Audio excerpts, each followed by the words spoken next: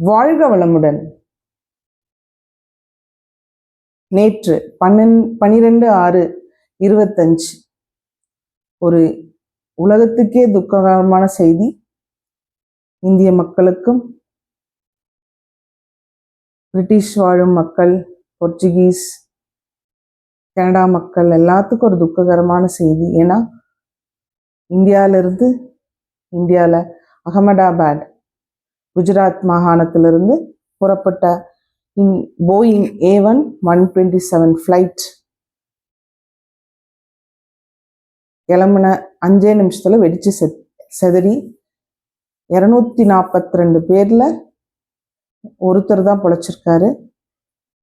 மற்றவங்கெல்லாம் கருகி இறந்துட்டாங்க. அதை விட வருத்தமானது என்னன்னா, அந்த விமானம் போய் நேராக பக்கத்தில் இருந்த 1 மைல் தள்ளி இருந்த மெடிக்கல் காலேஜ் ஹாஸ்டலில் கரெக்டாக அந்த 1:30 மணிக்கு சாப்பிட வந்திருக்காங்க குழந்தைங்க பசங்கள்லாம். நேராக போய் அடித்து அதில் 5 பேர் இறந்துட்டாங்கன்னு சொல்கிறாங்க. இதில் ஒரு குட்டி கதை சொல்லணும்னு நினைக்கிறேன். ஏன்னா நம்ம மகாபாரதத்தில் ஒரு யக்ஷ பிரஷ்னம்னு ஒரு கதை, ஒரு கேள்வி பதில் இருக்குது. அது கண்டிப்பாக நீங்கள் எல்லாம் அந்த புக் வாங்கி படித்து பார்க்கணும். ஏன்னா உலகத்தில் யக்ஷனும் யுதிஷ்டிரனும், யக்ஷன் கேள்வி கேட்பாரு, யுதிஷ்டிரன் பதில் சொல்கிற மாதிரி ஒரு கூட்டு கேள்வி பதில் கூட்டு ஒரு புக்கு வாங்கி படித்து பாருங்க. அது உலகத்தில் எது சரி எது தப்புன்னெல்லாம் ஓரளவுக்கு நல்லா ஒரு எல்லா மதத்துக்காரங்களும் இதை படித்து பார்க்கலாம். நல்லா இருக்கும், படித்து பாருங்க. காட்டுல பஞ்சபாண்டவர்கள் வனவாசம் போறாங்க. வனவாசம் போகும்போது அவங்க ஒரு இடத்துல அவங்களுக்கு ரொம்ப பசி தாகம் எடுக்குது. அப்போ என்ன பண்றாரு யுதிஷ்டிரர், சரி என்ன பண்றாரு, சகதேவன் கிட்ட சொல்லி நீ மரத்து மேல ஏறி பாரு, எங்கேயாவது பறவைகள் எல்லாம் நிறைய பறந்துட்டு இருந்ததுன்னா கண்டிப்பா அங்க குளம் கொட்டையெல்லாம் இருக்கும், லேக் ஏதாவது இருக்கும். அப்போ சகதேவன் மேலே ஏறி பார்க்குறாரு. பார்க்கும்போது ஒரு இடத்துல நிறைய பறவைகள் பறந்துட்டு இருக்கும். அப்போ அவங்க அண்ணங்கிட்ட சொல்றாரு, அண்ணா அங்கே கண்டிப்பா இது இருக்கு, பறவைகள் இருக்கு, நம்ம போய் பார்க்கலான்னு சொல்றாரு. அப்போ பறவைகள் இருக்கிறதுனால கண்டிப்பா நீர்பிடிப்பு இருக்கிற இடமா இருக்கும்னு சொல்லிட்டு இறங்கி சகதேவன் போறாரு. சகதேவன் போகும்போது அந்த குளத்தை பாதுகாத்துட்டு இருக்கிற ஒருத்தர் யக்ஷன். அவர் யாரு, அவர் சொல்றாரு கடைசியா, நீ நான் கேட்குற கேள்விக்கெல்லாம் பதில் சொல்லிட்டு தான் நீ தண்ணி குடிக்கணும்னு சொல்றாரு. அப்போ சகதேவன் தண்ணி தாகம் ஜாஸ்தி ஆயிடுச்சா, அப்புறம் போய் குடிச்சிடுறாரு. குடிச்சோன்னா அவர் செத்து போயிடுறாரு. கொஞ்ச நேரமா அப்படி காணோம், சகதேவனை காணோம்னா அப்புறம் நகுலன் அனுப்புறாரு.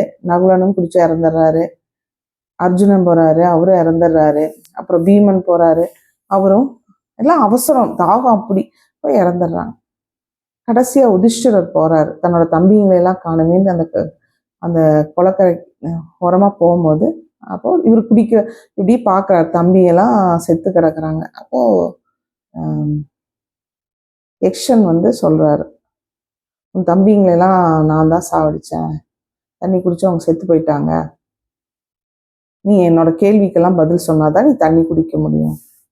சரி நீங்க கேளுங்க, நான் பதில் சொல்றேன் சொல்லிட்டு யுதிஷ்டிரன் கேள்வி கேட்கும்போது பதில் சொல்லிட்டு வர்றாரு. என்ன சொல்றாரு,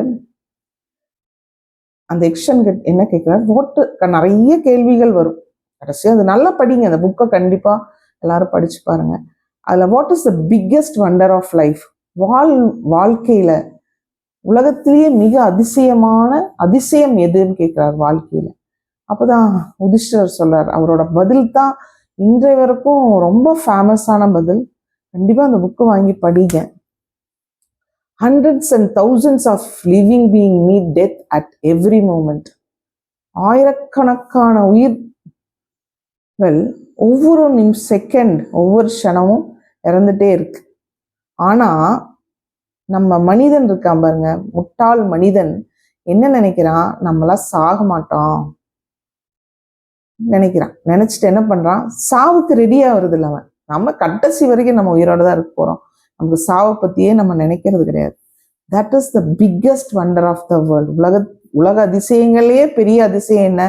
மனுஷன் சாக போறோன்னு தெரிஞ்சும் அது தெரியாத மாதிரி இருக்காம பாருங்க, அதுதான் உலகத்திலேயே மிகப்பெரிய அதிசயம்னு சொல்றாரு.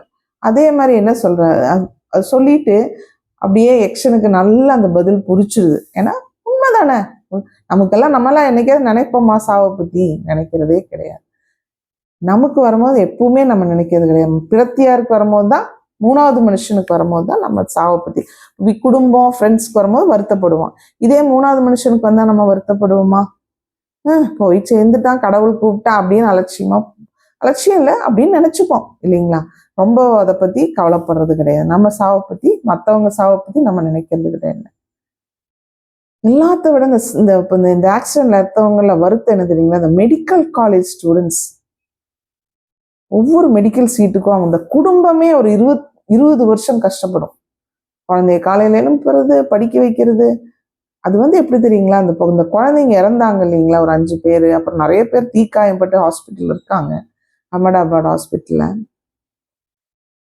அது ஒரு ஒரு கனி மாமரம் பழுத்து நாளைக்கு தான் நம்ம பொறிச்சு சவைக்க போறோம் நினைச்சிட்டு ஒரு மரத்தை வளர்த்துறோம்.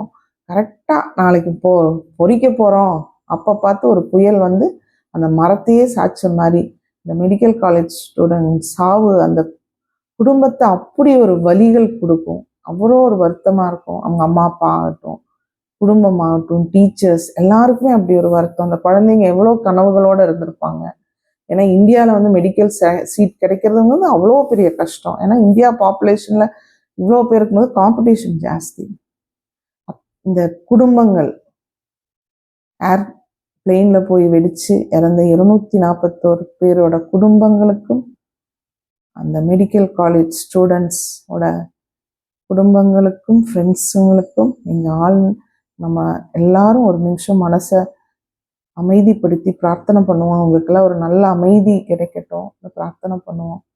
ஆனால் ஒரே ஒரு ஆள் தப்பிச்சு அந்த நடந்து போனார் பார்த்தீங்களா, விஸ்வகுமார்னு ஒருத்தர். ஏன்னா அவர் தம்பி இறந்துட்டார் அந்த ஃப்ளைட் கிராஷில்.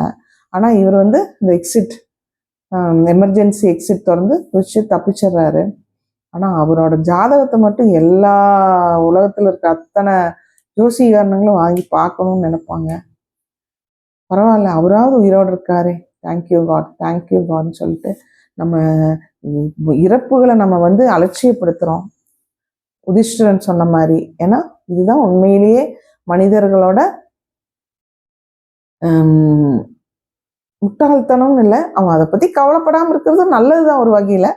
பட் டெத்துன்னு ஒன்று நமக்கு ஒரு நிரந்தரம். இந்த போட்டி, பகை, யுத்தம், கோபங்கள்லாம் எத்தனையோ இருக்கு. அதெல்லாம் மறந்துட்டு சாவுன்னு ஒன்று எல்லாருக்கும் வரும்னு நம்ம தெரிஞ்சு வச்சுக்கலாம்.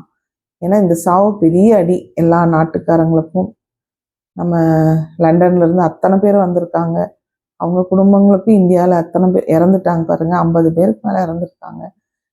யூகேல இருக்கிற எல்லாருக்கும் எங்கள் ஆழ்ந்த வருத்தங்கள். 1953 பிரைம் மினிஸ்டராக இருந்த ஜவஹர்லால் நேரு தான் நம்ம தேசிய உடைமையாக்கணும்னு முடிவு பண்ணார். எதை?